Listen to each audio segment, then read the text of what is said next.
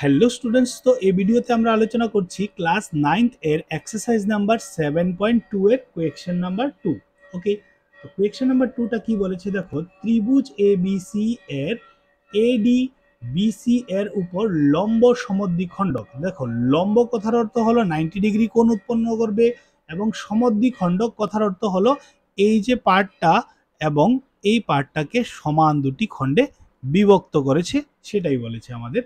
দেখাও যে ত্রিভুজ এবিসি একটি সমদ্বিবাহু ত্রিভুজ যার এবি এবং এসি সমান। এটা আমাকে দেখাতে হবে, এটা সমান দেয়নি। ওকে, তো ফিগার তারা আগে থেকে দিয়ে দিয়েছিল, যেটা আমি এঁকে নিয়েছি। চলো সলিউশনটা আমরা করে নেব।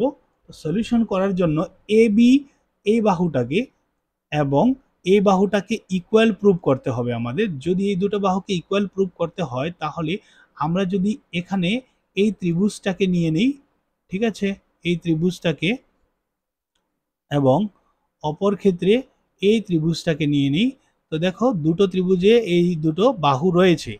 এই দুটো ত্রিভুজকে যদি আমরা সর্বসম প্রুভ করতে পারি, তাহলে এই দুটো বাহু ইকুয়াল হয়ে যাবে ইজিলি। ক্লিয়ার সবাই? তো এটাই আমাদের উদ্দেশ্য, যে এই দুটো ত্রিভুজকে ফার্স্ট অফ অল সর্বসম প্রুভ করা।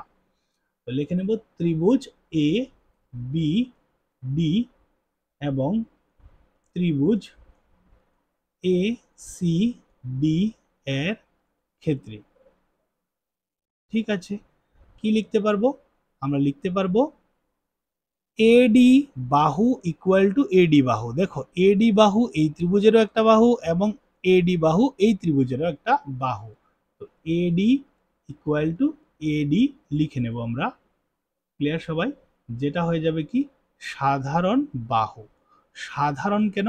সাধারণ সাধারণ কারণ হচ্ছে কি, সাধারণ হচ্ছে কারণ দুটোতেই রয়েছে, তাই সাধারণ বাহু বলবো আমরা এই দুটোকে। তারপর দেখো, এই যে কোণটা এখানে যদি 90 ডিগ্রি কোণ উৎপন্ন করে থাকে, তাহলে এ পাশেও করবে এটা, ঠিক না? কারণ এদিকে 90 হলে এদিকেও 90 হবে, এটা 100% শিওর। তো আমরা লিখে নেব angle A D B equal to angle A D C. এখানে ব্র্যাকেটের রিজনটা লিখে নেব উভয়ই সমকোণ। ওকে, তাছাড়া আর কি কি ইকুয়াল হবে দুটোতে, সেটাই আমাদের বের করতে হবে। আরেকটা তো এটা আর এটা, ঠিক না? এটা তো দিয়ে দিয়েছে তারা, বলেছে কি B D equal to C D. Okay, এই দুটো কেন ইকুয়াল? কারণ এডি দ্বারা বিসি বাহুটি বাহুটি লম্ব সমদ্বিখণ্ডিত হয়েছিল, ঠিক আছে, যার কারণে এই দুটো ইকুয়াল হয়ে যাবে।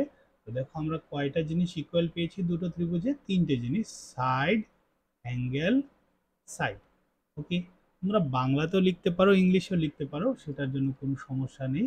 এস এ এস বাহু, কোন বাহু, সেভাবেও লিখতে পারো, কোনো সমস্যা হবে না। তাহলে আমরা বলতে পারি ত্রিভুজ এ বি ডি এবং ত্রিভুজ এ সি ডি কি হয়ে যাবে? সর্বসম হয়ে যাবে, কারণ আমরা এই দুটো ত্রিভুজে তিনটে জিনিস ইকুয়াল দেখাতে পেরেছি। ওকে, তো যদি এই দুটো ইকুয়াল হয়, সর্বসম হয়, তাহলে আমরা এই দুটো বাহুকে ইকুয়াল বলে দেব। সেটা তো আগেই বলেছিলাম আমি তোমাদের। কি হয়ে যাবে? A B equal to A C. কেন? কারণ হচ্ছে এটা হয়ে যাবে কি অনুরূপ অনুরূপ বাহু।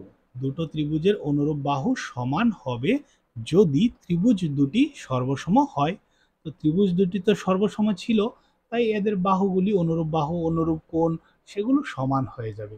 ওকে, তো এইভাবেই আমাদের কোয়েকশন নাম্বার 2 কমপ্লিট হয়ে গেছে। তারপর আমরা দেখব কোয়েকশন নাম্বার 3। ওকে।